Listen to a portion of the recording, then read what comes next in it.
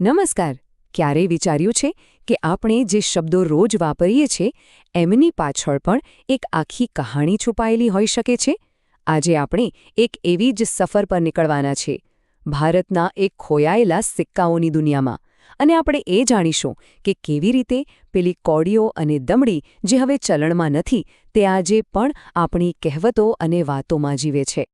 તો ચાલો શરૂઆત કરીએ એક જૂની પણ બહુ જ જાણીતી કહેવતથી. ચામડી જાય પણ દમડી ન જાય. સાંભળીને તરત જ મનમાં સવાલ થાય નહીં કે આ દમડી છે શું આખરે?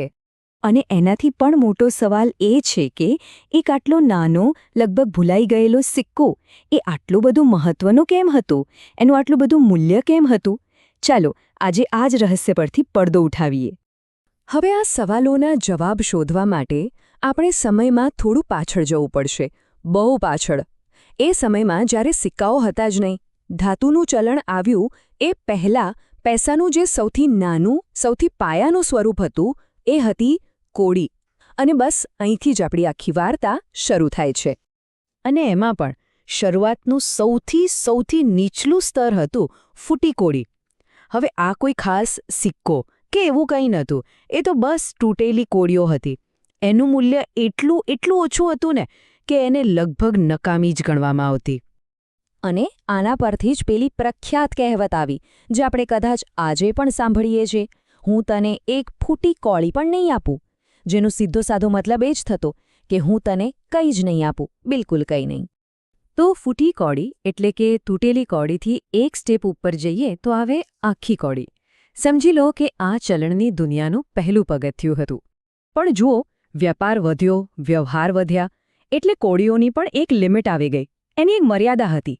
હવે જરૂર હતી એક એવા ચલણની જે વધુ ટકાઉ હોય અને જેનું એક ચોક્કસ મૂલ્ય હોય. અને બસ આ જ જરૂરિયાતમાંથી જન્મ થયો ધાતુના નાના સિક્કાઓનો. અને અહીં એન્ટ્રી થાય છે આપણી પેલી કહેવતવાળી દમડીની. તાંબાનો બનેલો આ નાનકડો સિક્કો. અને એનું મૂલ્ય કેટલું ખબર છે? 10 કૌડી બરાબર. વિચાર કરો, કૌડીના શેલમાંથી સીધા ધાતુના સિક્કા પર આવવું.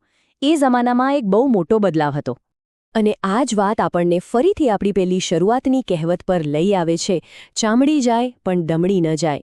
આના પરથી જ સમજાય છે કે ભલે સિક્કાનું મૂલ્ય એ સમયે નાનું ગણાતું હોય, પણ લોકો માટે એની કિંમત કેટલી હતી, એને સાચવવું કેટલું જરૂરી હતું.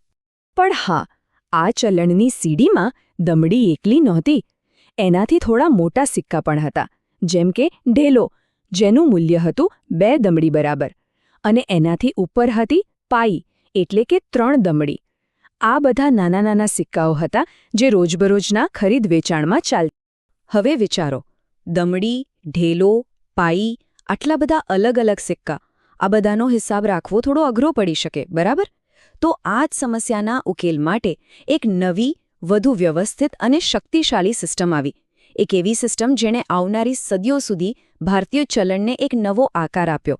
અને એ હતી આના સિસ્ટમ. તો આ આના સિસ્ટમ કામ કેવી રીતે કરતી હતી? ચાલો એને કોયડાની જેમ સમજીએ. આખી સિસ્ટમનો જે આધાર હતો ને એ એક જાદુઈ નંબર પર ટકેલો હતો. આ સિસ્ટમની ખાસિયત એની સાદગી હતી. બધું જ 4ના હિસાબ પર ચાલતું હતું.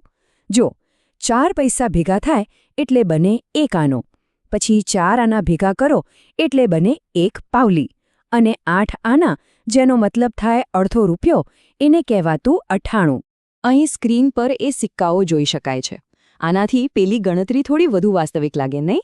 એક તરફ છે પાવલી એટલે કે 4 આના અને બીજી તરફ છે 98 એટલે કે 8 આના. અને હવે આવે છે પેલો જાદુઈ આંકડો 16. આ એક જ નંબર આખી સિસ્ટમને જોડીને રાખતો હતો. પણ કઈ રીતે? ચાલો જોઈએ. તો જુઓ, આપણે કૌડીથી શરૂઆત કરી, દમડી, પાઈ અને આના સુધી પહોંચ્યા. હવે સમય છે આ આખી સિસ્ટમના અંતિમ મુકામ પર પહોંચવાનો. એ જોવાનો કે આ 16 આના ભેગા મળીને કયા સૌથી મોટા અને સૌથી પ્રખ્યાત સિક્કાને બનાવતા હતા. અને એ છે ચાંદીનો શાનદાર રૂપિયો. સદીઓ સુધી આપણા ભારતીય અર્થતંત્રનો જે આધાર રહ્યો એ રૂપિયો. આ આખી કરન્સી સિસ્ટમના ટોપ પર હતો આ સિક્કો. અને અહીં આખો હિસાબ એકદમ સાફ થઈ જાય છે. 16 આના એટલે એક આખો સંપૂર્ણ રૂપિયો. 16 આનાનો મતલબ જ થતો હતો 100%, સંપૂર્ણતાની નિશાની. અને આ જ ગણિત પરથી પેલી પ્રખ્યાત કહેવત આવી, આ વાત 16 આના સાચી છે, જેનો સીધો અર્થ એ છે કે આ વાત 100% સાચી છે, સંપૂર્ણપણે સાચી છે.